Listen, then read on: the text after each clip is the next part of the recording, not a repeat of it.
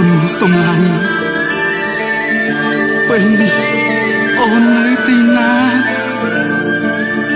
ដឹងទេថាបងនឹកអូនខ្លាំងណាស់ប្រពន្ធសំឡាញ់បង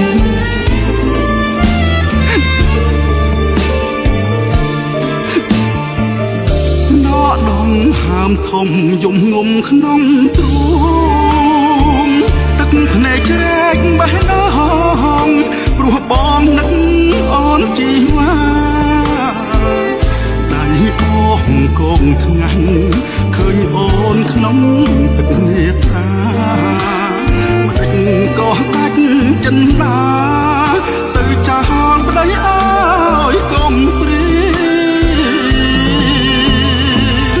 បងចំពាក្យអូនគឺច្រើនពេកហើយ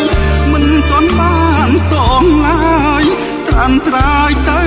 បាត់ពុំនឹកនឹកអូនបងពួនឈឺពើទ្រាំគ្រានឹកអូនគ្រប់វេលានឹកគ្រាកាលមានអូននៅប្រពន្ធសំឡាញ់ឲ្យបងសុំទោសបងធ្លាប់ធ្វើខុសអូនតែងអត់ទោសឲ្យពើប្រពន្ធសំឡាញ់អូននៅទីណាទៅ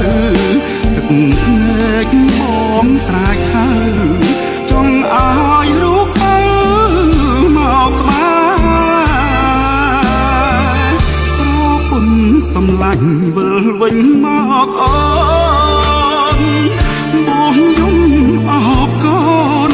តើអូនមានឮដែរទេប្រពន្ធសំឡាញ់បើមានជាតិក្រោយមេបងធ្វើបុណ្យសងតាឲ្យបានជួបអូនទៀតណា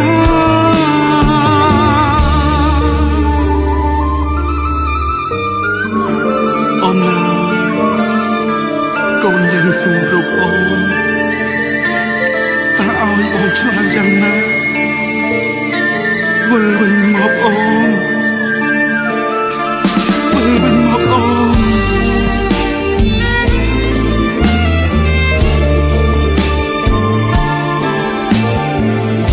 ប្រពន្ធសំឡាញ់ឲ្យបងសុំទោសបងធ្លាប់ធ្វើខុសអូនតែងអត់ទោសឲ្យពើប្រពន្ធសំឡាញ់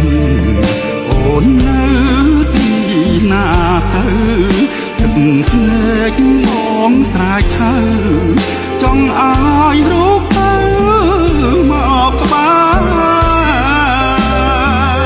ប្រពន្ធសំឡាញ់វិលវិញមកអូន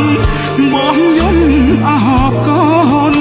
តើអូនមានឮដែរទេប្រពន្ធសំឡាញ់បើមានជាតិក្រោយ